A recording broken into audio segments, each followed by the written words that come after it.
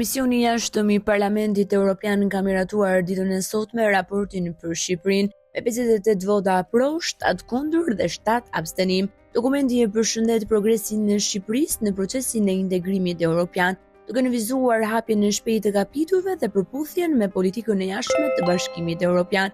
Megjithatë, kjo qasje optimiste duket disi kontradiktore kur krahasohet me shqetësimet e theksuara për korrupsionin e përhapur, polarizimin politik dhe dobësitë në funksionimin e shtetit të së drejtës. Kjo krijon përshtypjen e një diskursi diplomatik ku lavdërimi shërben më shumë si instrument politik sesa si reflektimi i një progresi real dhe të qëndrueshëm. Në një kohë që ligjërimi zyrtar ka ngritur një piedestal arritjet të qeverisë dhe Shqipërinë si pararojë e integrimit, më të madh që nga 1912, deklaratë e çdo dalje, Parlamenti Evropian vë theksin te korrupsioni si një problem shqetësues. Shqipëria ka rënë në vendin e 91 krahasuar me vendin e 80 në vitin 2024, thekson se korrupsioni mbetet një shqetësim serioz dhe se pavarësisht procesit në kuadrin ligjor dhe institucional, Shqipëria duhet të forcojë më tej kapacitetet e posaçme policore, të konsolidojë rezultatet në hetime, ndjekje penale dhe vendime përfundimtare.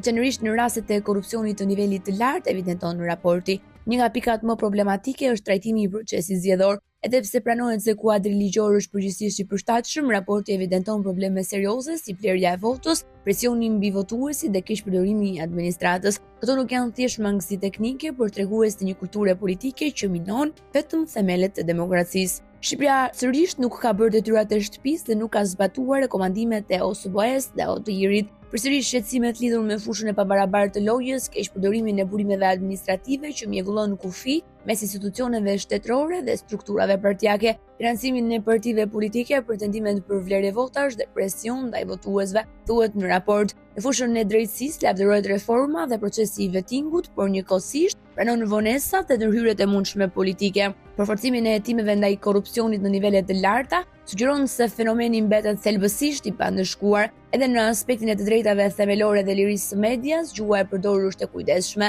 por nuk kupton probleme serioze. Thirrjet për më shumë pluralizëm mediatik dhe mbrojtje të gazetarëve tregojnë se presionet politike dhe ekonomike mbi median vazhdojnë të jenë një realitet shqetësues. Një tjetër element kritik është mungesa e zbatimit konkret të reformave. Shqipëria nuk e kalon klasën në menaxhimin e fondeve dhe përmendet sërish DPRD. Apeli i Parlamentit Evropian është monitorimi më gjithëpërfshirës i aktorëve të shoqërisë civile. Shpreh shqetësimin për parregullsitë serioze të identifikuara nga OLAF në zbatimin e programit i partë 2 në Shqipëri, nënvizon rëndësinë e sigurimit të transparencës së plotë, llogaridhënies dhe mekanizmave efektiv të kontrollit në përdorimin e fondeve të BE-s për të mbrojtur interesat financiare të bashkimit dhe për të ruajtur besimin e publikut dhe bën thirrje për zbatimin e menjëhershëm të masave korrigjuese të nevojshme. Theksohet në raport, fusha ku vendi në shkëlqen është linjizimin në BE, në politikën e jashtme dhe angazhimin në misionet ndërkombëtare. Në përmbyllje po e thekson se forcimi i institucioneve demokratike, pavarësia e gjyqësorit dhe lufta kundër korrupsionit,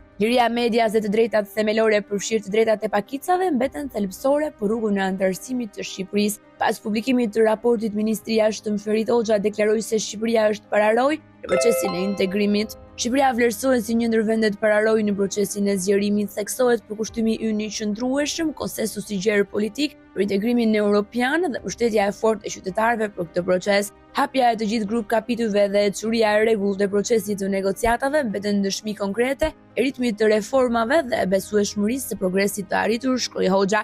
Menjëherë ishte edhe reagimi i opozitës ku kreu i Partisë Demokratike Berisha deklaroi se rimëshëroheshin tezat për farsën zgjedhore dhe përshëndeti raportin. Rekomandimi të Parlamentit Evropian për bashkëpunim reformave administrative dhe zgjedhore, kreuesi Elis Blu ju përgjigj pozitivisht dhe deklaroi se do të marrin pjesë.